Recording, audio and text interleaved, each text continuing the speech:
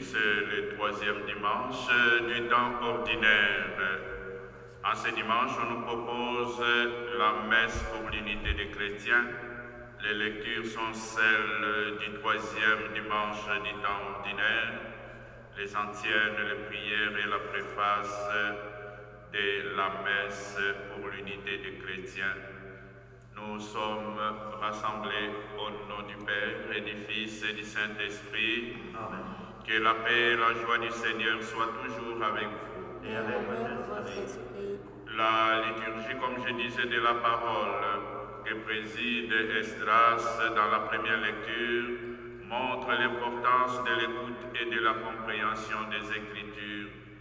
Et Jésus conclut sa lecture dans la synagogue de Nazareth en insistant sur l'aujourd'hui de la parole de Dieu. À chacune de nos célébrations eucharistiques, le Seigneur nous rassemble pour nous parler et nous inviter à sa table. Dans la foi, ouvrons nos cœurs à sa présence qui nous fait revivre aujourd'hui en nous accordant son pardon.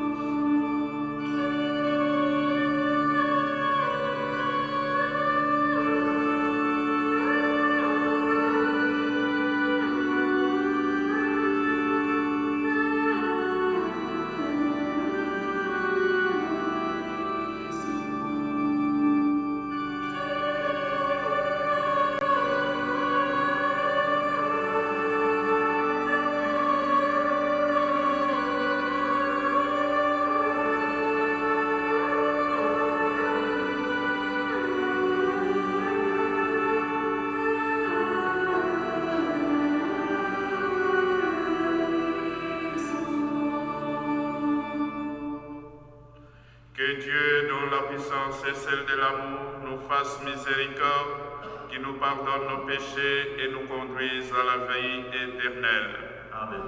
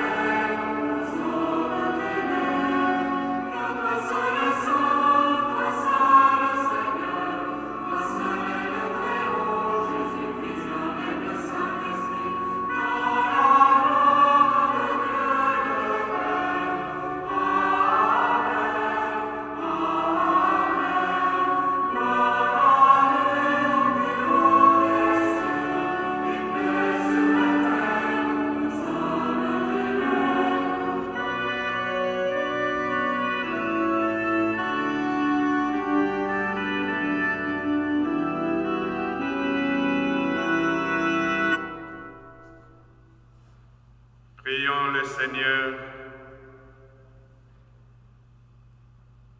Dieu éternel et tout-puissant, toi qui rassembles ce qui est dispersé et qui garde ce que tu as rassemblé, jette un regard de paix sur les troupeaux conduits par ton Fils.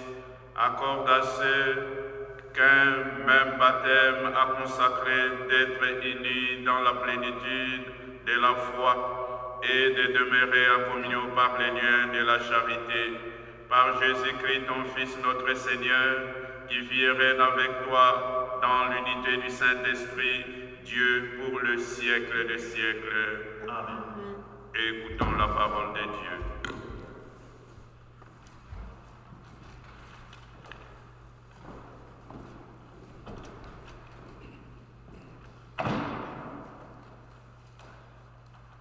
Lecture du livre de Néhémie.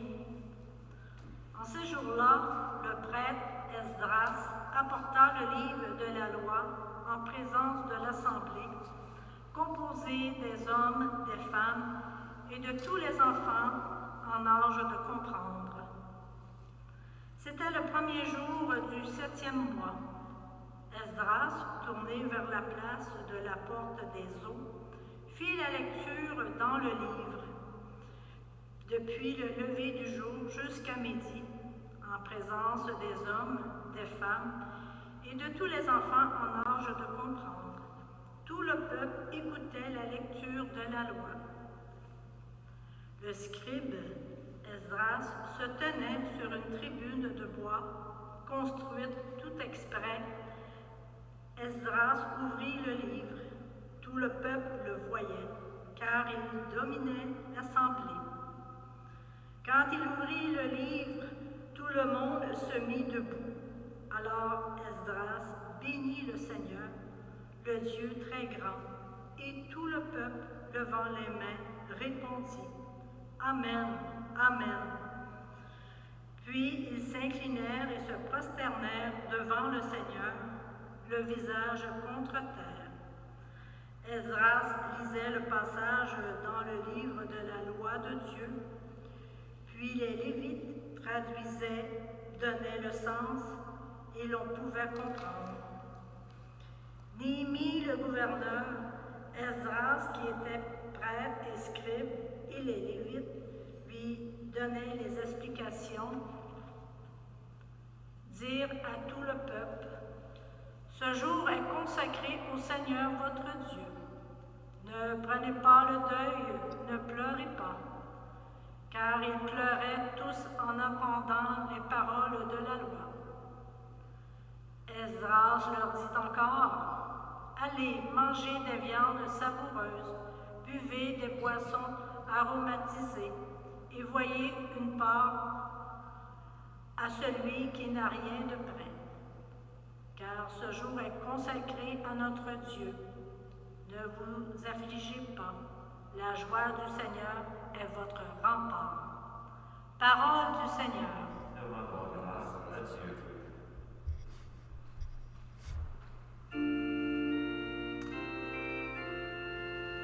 Les préceptes du Seigneur sont droits, ils réjouissent le cœur. La loi du Seigneur est parfaite, qui redonne vie. La charte du Seigneur est sûre, qui rend sages les simples. Les préceptes du Seigneur sont droits, ils réjouissent le cœur. Le commandement du Seigneur est limpide, il clarifie le regard. Les préceptes du Seigneur sont droits, ils réjouissent le cœur. La crainte qu'il inspire est pure, elle est là pour toujours. Les décisions du Seigneur sont justes et vraiment équitables. Accueille les paroles de ma bouche, le murmure de mon cœur. Ils parviennent devant toi, Seigneur, mon rocher, mon défenseur. Les préceptes du Seigneur sont droits, ils réjouissent le cœur.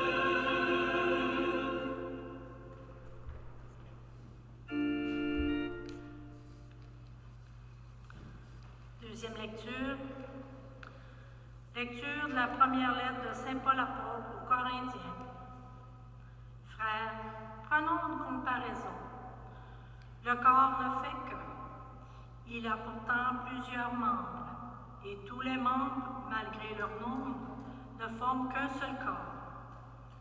Il en est ainsi pour le Christ. C'est dans un unique esprit, en effet, que nous tous, juifs ou païens, esclaves ou hommes libres, nous avons été baptisés pour former un seul corps. Tous, nous avons été désaltérés par un unique esprit. Le corps humain se compose non pas d'un seul, mais de plusieurs membres. Le pied aurait beau dire: je ne suis pas la main, donc je ne fais pas partie du corps. Il fait cependant partie du corps. L'oreille aurait beau dire: je ne suis pas l'œil, donc je ne fais pas partie du corps. Elle fait cependant partie du corps. Si dans le corps il n'y avait que les yeux, comment pourrait-on entendre?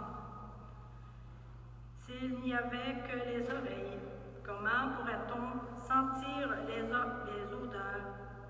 Mais dans le corps, Dieu a disposé les différents membres comme il l'a voulu. S'il y avait en tout qu'un seul membre, comment cela ferait-il un corps? En fait, il y a plusieurs membres et un seul corps. L'œil ne pourrait pas dire à la main: je n'ai pas besoin de toi. La tête ne peut pas dire aux pieds, « Je n'ai pas besoin de vous ». Bien plus, les parties du corps qui paraissent les plus délicates sont indispensables. Et celles qui passent pour moins honorables, ce sont elles que nous traitons avec plus d'honneur, celles qui sont moins décentes. Nous les traitons plus décemment. Pour celles qui sont décentes, ce n'est pas nécessaire. Mais en organisant le corps, Dieu a accordé plus d'honneur à ce qui est dépourvu. Il a voulu ainsi qu'il n'y ait pas de division dans le corps, mais que les différents membres aient tous le souci les uns des autres. Si un seul membre souffre, tous les membres partagent sa souffrance. Si un membre est à l'honneur, tous partagent sa joie. Or, vous êtes le corps du Christ, et chacun pour votre part, vous êtes membre de ce corps. Parmi ceux que Dieu a placés ainsi dans l'Église, il y a premièrement des apôtres, deuxièmement des prophètes, troisièmement ceux qui ont charge d'enseigner. Ensuite, il y a les miracles, puis les dons de guérison, d'assistance, de gouvernement, le don de parler diverses langues mystérieuses. Tout le monde, évidemment, n'est pas apôtre. Tout le monde n'est pas prophète, ni chargé d'enseigner. Tout le monde n'a pas à faire des miracles, à guérir, à dire des paroles mystérieuses ou à les interpréter. Parole du Seigneur.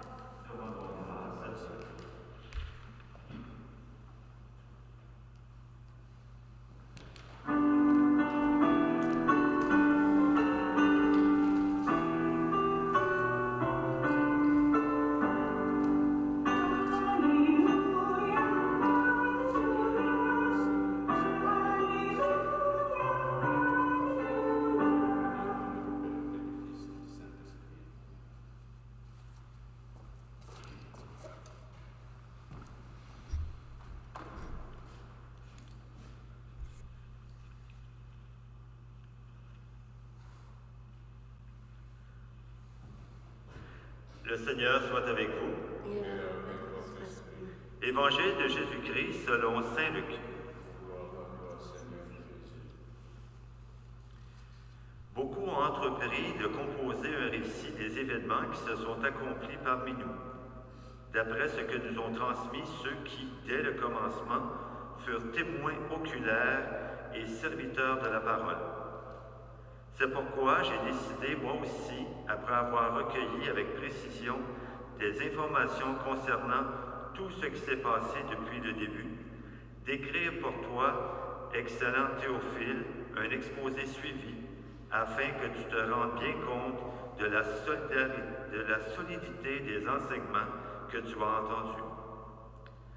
En ce temps-là, lorsque Jésus, dans la puissance de l'Esprit, revient en Galilée, sa renommée se répandit dans toute la région. Il enseignait dans les synagogues et tout le monde faisait son éloge. Il vint à Nazareth, où il avait été élevé. Selon son habitude, il entra dans la synagogue le jour du sabbat, et il se leva pour faire la lecture. On lui remit le livre du prophète Isaïe. Il ouvrit le livre et trouva le passage où il est écrit « L'Esprit du Seigneur est sur moi, parce que le Seigneur m'a consacré par l'onction. Il m'a envoyé porter la bonne nouvelle aux pauvres, annoncer aux captifs leur libération et aux aveugles qui retrouveront la vue, remettre en liberté les opprimés, annoncer une année favorable accordée par le Seigneur. » Jésus referma le livre, le rendit au servant et s'assit. Tous dans la synagogue avaient les yeux fixés sur lui. Alors il se mit à leur dire « Aujourd'hui s'accomplit ce passage de l'Écriture que vous venez d'entendre. Frères et sœurs, acclamons la parole de Dieu.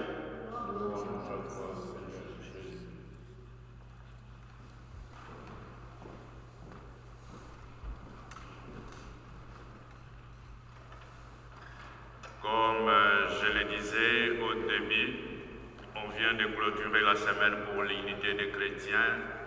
Et cette unité des chrétiens se fait autour de la parole de Dieu. Et en ce dimanche de la parole voulu par notre pape François, nous lisons le début de l'évangile selon Saint Luc.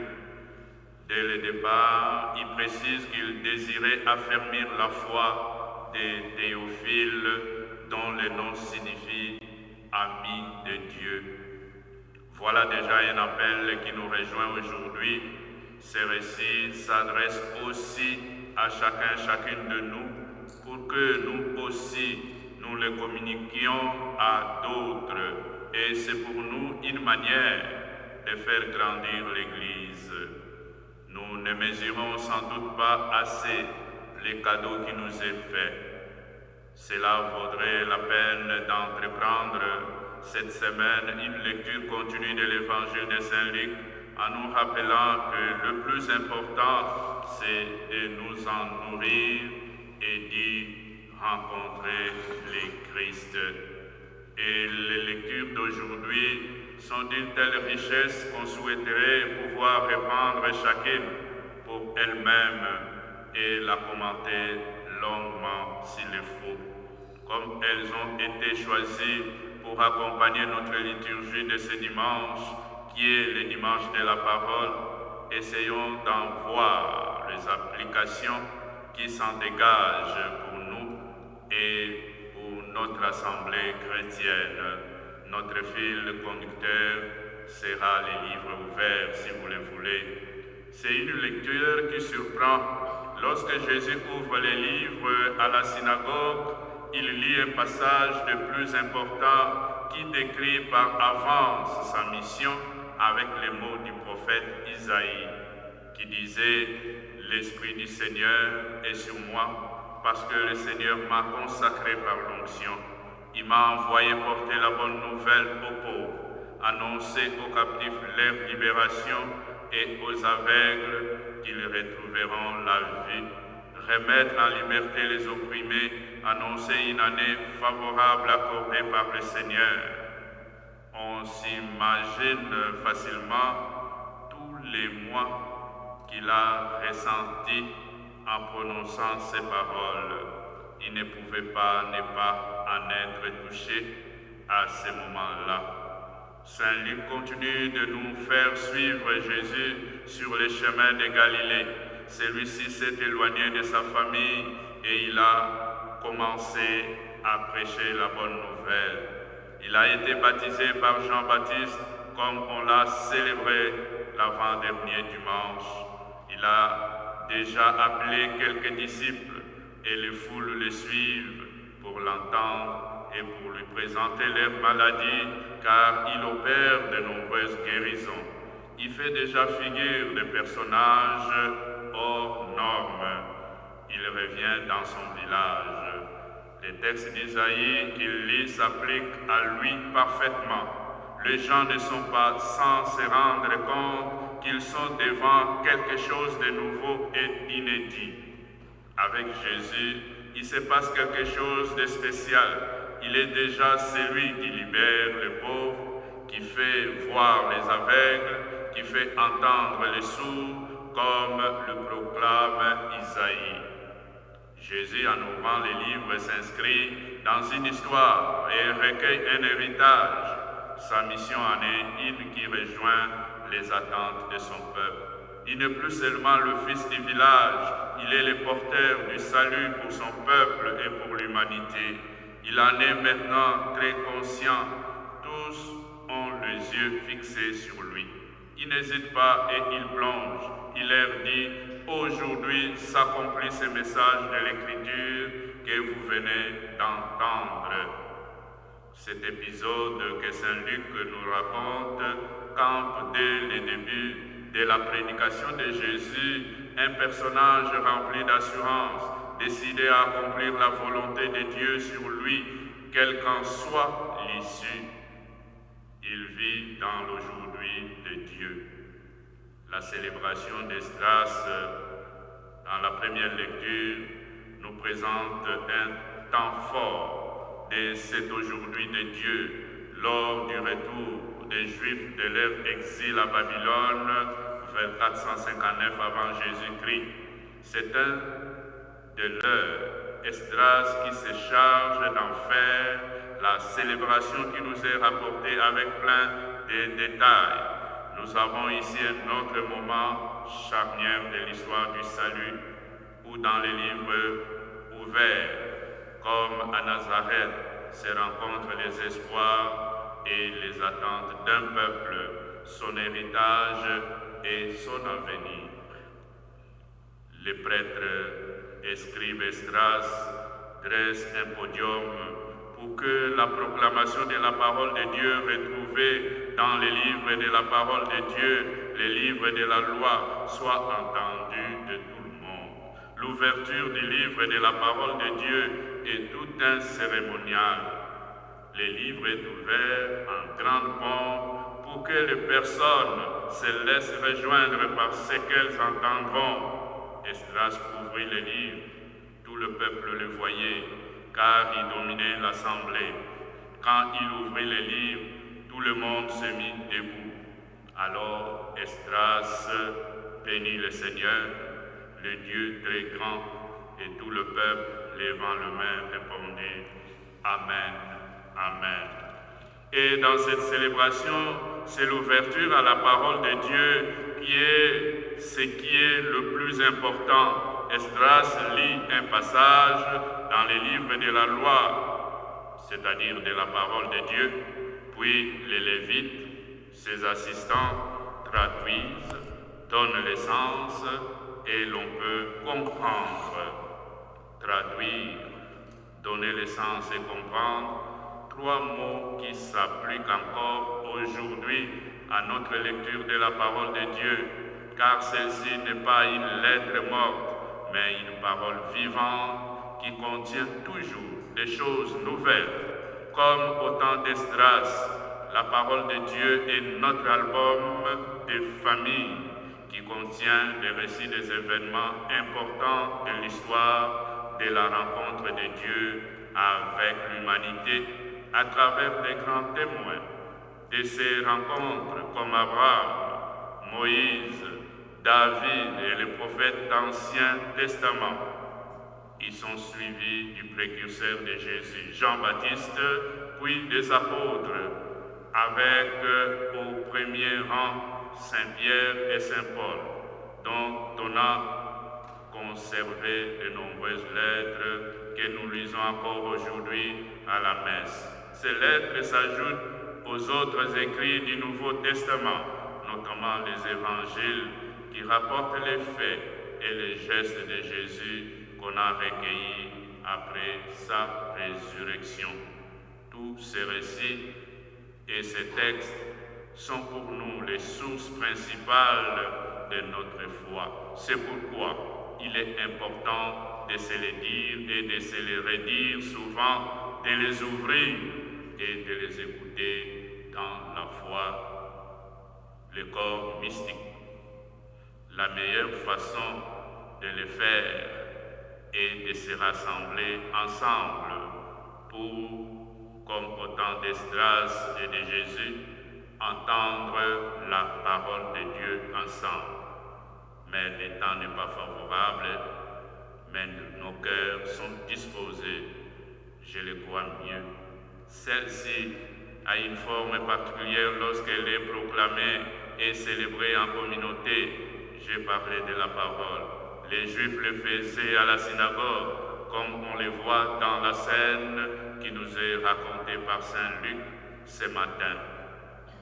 Le premier chrétien, eux, le faisaient en se réunissant dans la maison des uns et des autres, et même parfois dans les catacombes, de lieux de sépulture souterrains où ils ensevelissaient leurs morts, dont plusieurs peuvent encore être visités à Rome. Et nous sommes confinés, comme j'avais dit la semaine passée, nos corps sont confinés dans nos maisons, mais nos cœurs doivent rester ouverts pour accueillir cette parole. Encore de nos jours, les livres de la parole de Dieu continuent de rassembler. En ces temps de pandémie, cela est encore plus évident puisque les célébrations dans les églises de plusieurs pays sont soit très limitées, soit même interdites. Ouvrons les livres de la parole de Dieu chez nous ou avec des contacts par Zoom ou Facebook, par exemple, ou dans des maisonnées virtuelles. Lorsque nous célébrons en présentiel, comme on dit, on porte les livres de la parole avec respect, on les montre à l'assemblée, on les baise. La liturgie nous en fournit des extraits bien choisis à chaque dimanche dans cette partie de la messe qu'on appelle la liturgie de la parole. C'est dans l'écoute de la parole de Dieu que se forme et que vit ce corps dont parle Saint Paul, qui est l'assemblée des personnes croyantes, qui est l'Église. Et la parole de Dieu rassemble et nourrit chaque membre du corps mystique du Christ, qui est l'Église, et tous sont sur un pied d'égalité et ont la même importance. Dieu a voulu ainsi qu'il n'y ait pas de division dans le corps, mais les différents membres aient tous les soucis les uns les autres. Si un seul membre souffre, tout le membre partage sa souffrance. Si un membre est à l'honneur, tous partagent sa joie. Mes frères et mes sœurs, que ces scènes du livre ouvert des Écritures, de la parole de Dieu, soient pour nous une invitation à nous tourner toujours de plus en plus vers Jésus, parole de Dieu incarnée. Comme le dit le début de la lettre aux Hébreux, c'est toujours par lui que Dieu parle aujourd'hui comme alors. À bien des reprises et de bien des manières, Dieu dans le passé a parlé à nos pères par le prophète, mais à la fin, en ce jour où nous sommes, il nous a parlé par son Fils, qu'il a établi héritier de toutes choses et par qui il a créé le monde. En ce jour où nous sommes, chacun dans sa situation, Jésus le Fils du Père est bien au milieu de nous ce dimanche par sa parole, par le pain et les vins consacrés.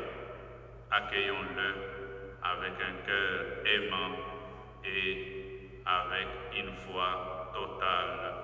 Au nom du Père et du Fils et du Saint-Esprit. Amen.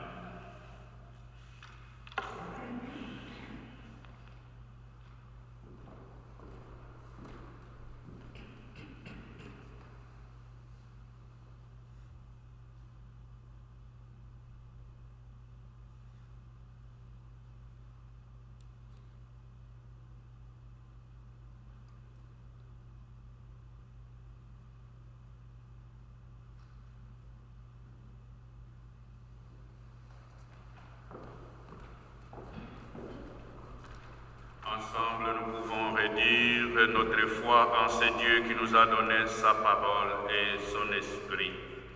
Je crois en Dieu, le Père Tout-Puissant, Créateur du ciel et de la terre, et en Jésus-Christ, son Fils unique, notre Seigneur, qui a été conçu du Saint-Esprit, est né de la Vierge Marie, a souffert sous Ponce Pilate, a été crucifié, est mort, a été enseveli, est descendu aux enfers, le troisième jour est ressuscité des morts, est monté aux cieux, est assis à la droite de Dieu le Père Tout-Puissant, d'où il viendra juger les vivants et les morts. Je crois en l'Esprit Saint, à la Sainte Église catholique, à la communion des saints, à la rémission des péchés, à la résurrection de la chair, à la vie éternelle. Amen. Nos familles, nos sociétés et l'Église traversent des moments d'épreuve, mais aussi de renouveau. Le Seigneur ne nous abandonne pas et il attend notre collaboration et notre prière confiante. Tournons-nous vers lui avec ferveur. Après chaque intention, redisons: Seigneur, écoute-nous. Seigneur, exauce-nous.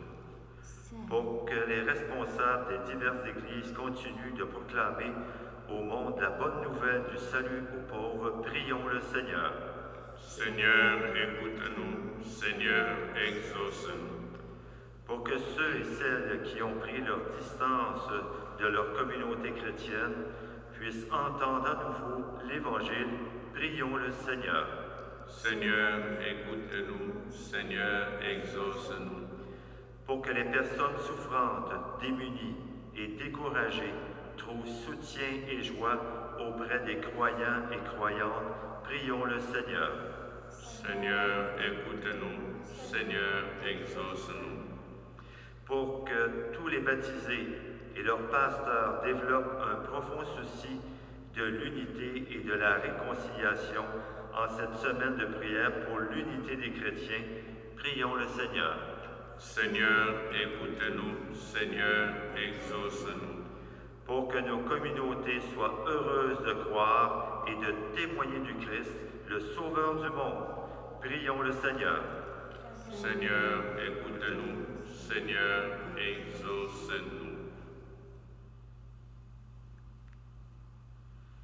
Seigneur, que ta parole s'accomplisse aujourd'hui en tous ceux et celles pour qui nous te prions. Sois leur lumière et leur paix, dès maintenant et pour le siècle des siècles. Amen.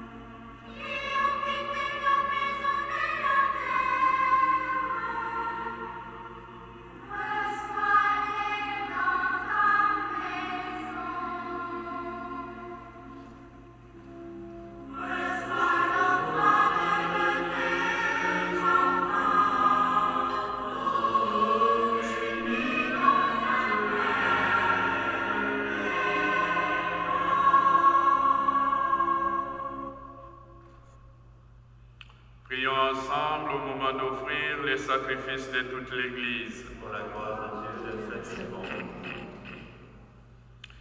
Par l'unique sacrifice offert une fois pour toutes, tu t'es donné, Seigneur, le peuple que tu as adopté. À ta bienveillance, accorde-nous la grâce de l'unité et de la paix dans ton Église, par le Christ notre Seigneur. Amen.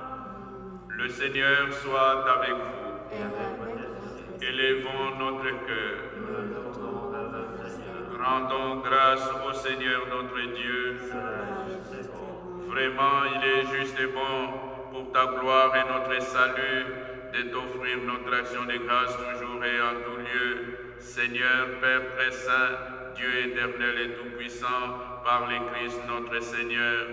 Par lui, tu nous conduis à la connaissance de ta vérité pour que nous devenions son corps, unis dans une seule foi et un seul baptême. Par lui, tu répands ton Esprit Saint sur toutes les nations, l'Esprit qui fait une œuvre merveilleuse par la diversité de ses dons et réalise ainsi l'unité. Il habite les cœurs de tes enfants d'adoption, il remplit l'Église tout entière et ne cesse de la guider. C'est pourquoi, unissant nos voix à celles des anges, nous te louons dans la joie en proclamant.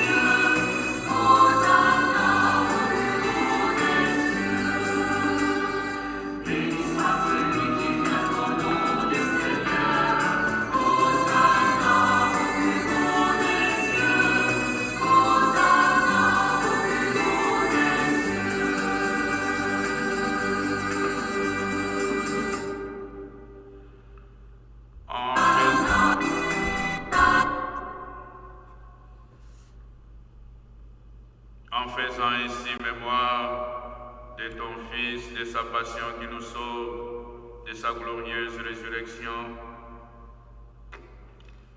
tu es vraiment saint, Dieu de l'univers, et il est juste que toute la création proclame ta louange, car c'est toi qui donnes la vie, c'est toi qui sanctifies toutes choses, par ton Fils Jésus-Christ, notre Seigneur, avec la puissance de l'Esprit Saint, et tu ne cesses de rassembler ton peuple afin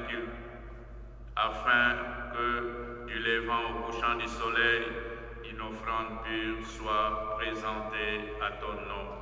C'est pourquoi nous voici rassemblés devant toi, Dieu notre Père, et dans la communion de toute l'Église, nous célébrons les jours où le Christ est ressuscité d'entre les morts. Par lui que tu as élevé à ta droite, nous te supplions de consacrer toi-même les offrandes que nous apportons.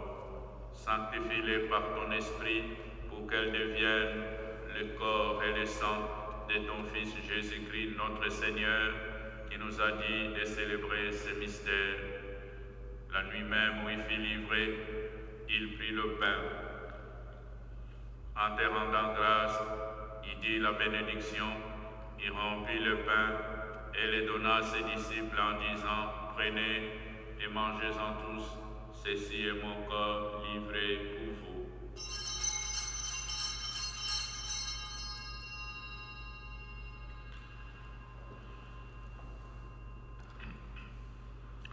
De même, après le repas, il prit la coupe, en te rendant grâce, il dit la bénédiction et donna la coupe à ses disciples en disant, « Prenez et buvez-en tous, car ceci est la coupe de mon sang, le sang de l'alliance nouvelle et éternelle, qui sera versé pour vous et pour la multitude en rémission de péchés.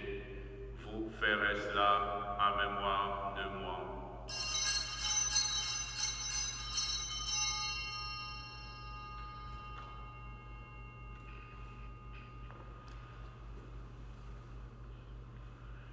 Il est grand le mystère de la foi. Nous annonçons ta mort, Seigneur Jésus. Nous proclamons ta résurrection. Nous attendons ta venue dans la gloire. En faisant ici mémoire de ton Fils, de sa passion qui nous sauve, de sa glorieuse résurrection et de son ascension dans le ciel, alors que nous attendons son dernier avènement, nous t'offrons, Seigneur, en action de grâce, ce sacrifice vivant et saint. Regarde, nous t'en prions, l'oblation de ton Église et daigne y reconnaître ton Fils qui, selon ta volonté, s'est offert en sacrifice pour nous réconcilier avec toi. Quand nous serons nourris de son corps et de son sang et remplis de l'Esprit Saint, accorde-nous d'être un seul corps et un seul esprit dans le Christ.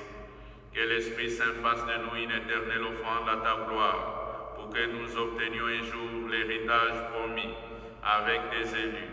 En premier lieu, la bienheureuse Vierge Marie, Mère de Dieu, avec Saint Joseph son époux, les bienheureux apôtres, les glorieux martyrs, Saint Elzéar, tous les saints, toutes les saintes qui ne cessent d'intercéder auprès de toi et nous assurent de ton secours.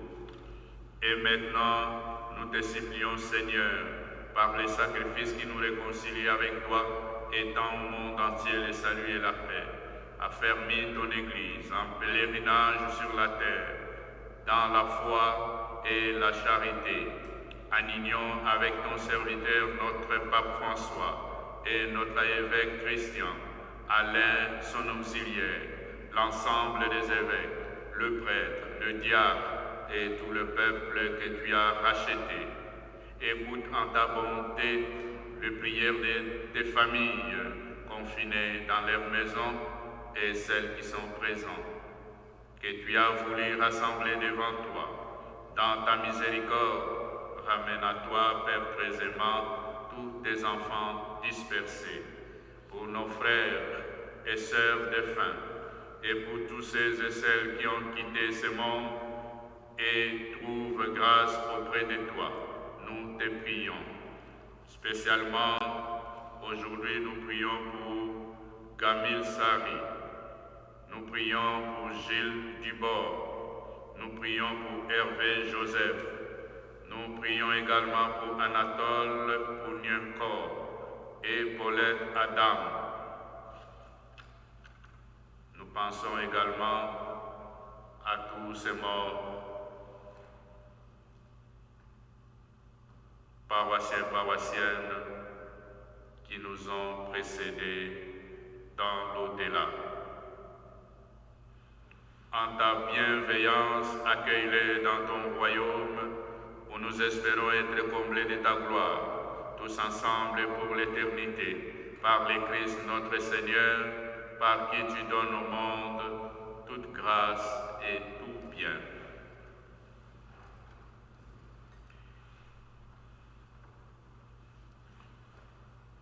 Par lui, avec lui et en lui, à toi, Dieu le Père Tout-Puissant, dans l'unité du Saint-Esprit, tout honneur et toute gloire pour les siècles des siècles.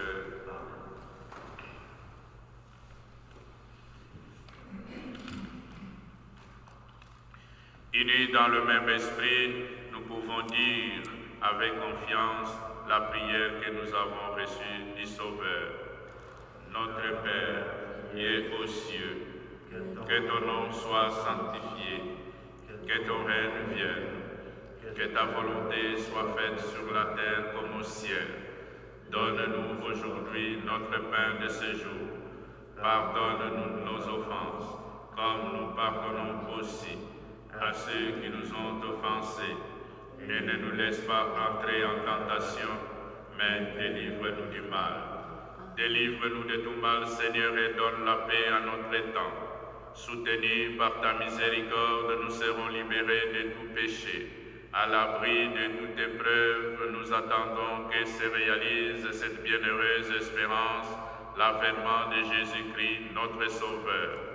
Car c'est à toi qu'appartiennent le règne et la puissance pour les siècles des siècles. Seigneur Jésus-Christ, tu as dit à tes apôtres, je vous laisse la paix, je vous donne ma paix.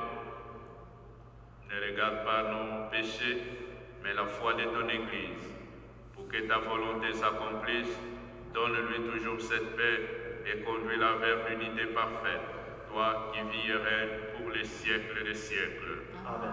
Que la paix du Seigneur soit toujours avec vous. Et avec votre esprit. Frères et sœurs, partageons un signe de paix.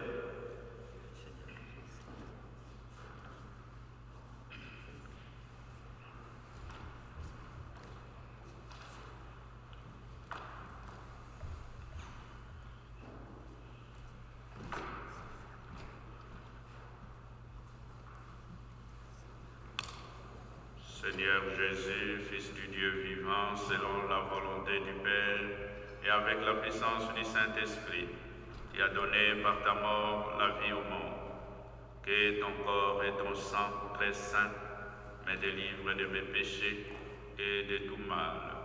Fais que je demeure fidèle à tes commandements et que jamais je ne sois séparé de toi.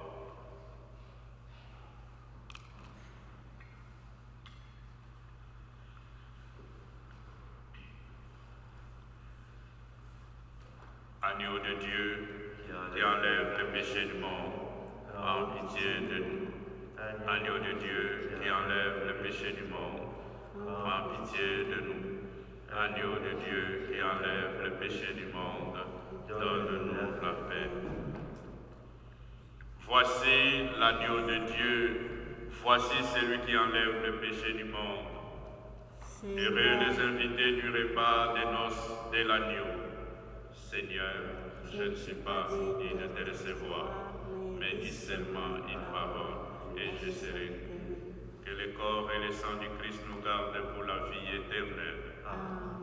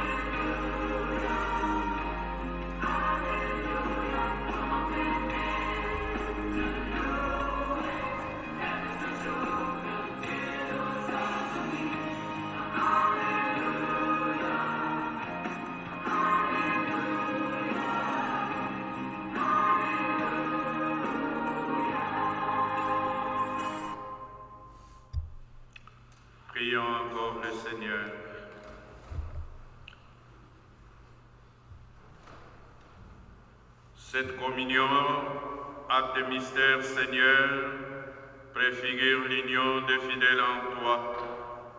Fais qu'elle produise un fruit d'unité dans ton Église par le Christ notre Seigneur.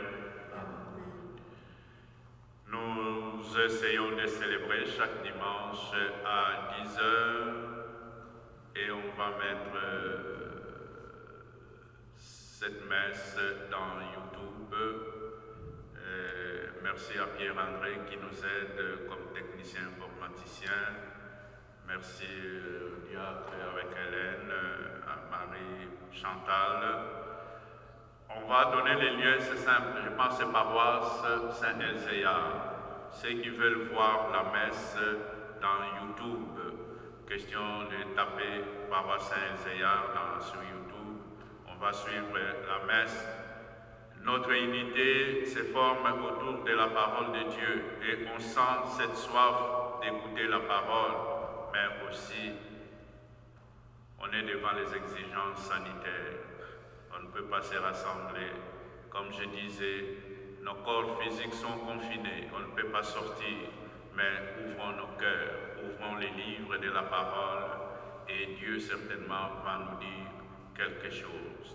Et comme nous disait Marie, faites ce qu'il vous dira. Je pense que nous vaincrons ensemble. Le Seigneur soit avec vous. Et avec votre esprit. Que Dieu Tout-Puissant vous bénisse, le Père, le Fils et le Saint-Esprit. Amen. Allez dans la paix du Christ. Nous rendons grâce à Dieu. Bon dimanche et bonne semaine. Merci.